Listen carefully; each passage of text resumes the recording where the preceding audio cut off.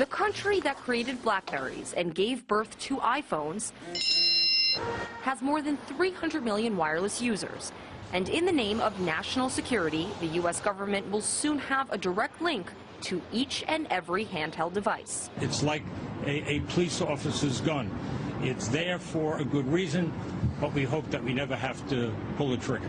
Gathered at the scene of the September 11th terrorist attacks, federal and New York City officials joined the CEOs of the 4 largest wireless carriers to announce the nation's new tech tool, an alert system enabling the president and government agencies to blast every American with text messages warning of terror threats, weather disasters, and kidnappings.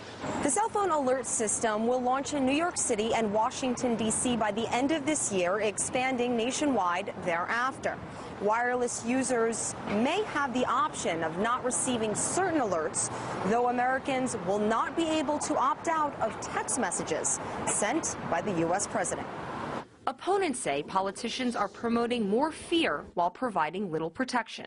Now we have a system of mandatory and inescapable alerts through every cell phone in the land in the event that the government decides that something's happening that we ought to know about.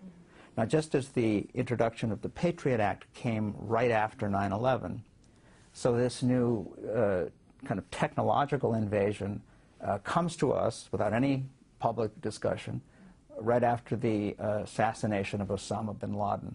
NYU professor and author Mark Crispin Miller says Americans are living in an age of creeping authoritarianism and scare tactics. The use of fear for any kind of government that craves more control over people's lives and thoughts is that it makes people malleable. It makes them obedient.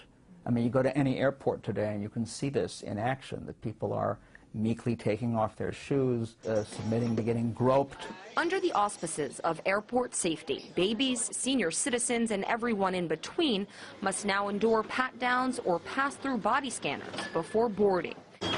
In the case of Muslim Americans, that may not be enough. 6 days following the killing of Osama bin Laden, 4 imams on 2 separate U.S. flights were illegally kicked off planes for looking suspicious.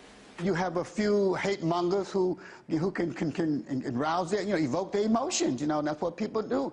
They play on people's emotions. They play on people's ignorance about Islam and Muslims, you see? And so this is what's created a climate of fear, you see? If you see something suspicious in the parking lot or in the store, say something immediately. In December, the Department of Homeland Security began encouraging Americans to report suspicious activity to the country's largest food retailer. Walmart's partnership with Washington has been accused of perpetrating a climate of panic and subsequent need for more surveillance. You need to create an enemy for people to rally behind endless wars and the fact that we're spending over 50% of our taxes on war and our national defense when there's really no threat directly to this country. They need to keep validating this spending. Following the assassination of enemy number 1, an American lawmaker called for an increase in rail safety funding and the creation of a no-ride list. As U.S. officials warn of more terror threats following bin Laden's death, many Americans remain concerned, while others are left wondering about the dangers of forsaking too much liberty for security. Marina Portnaya, RT, New York.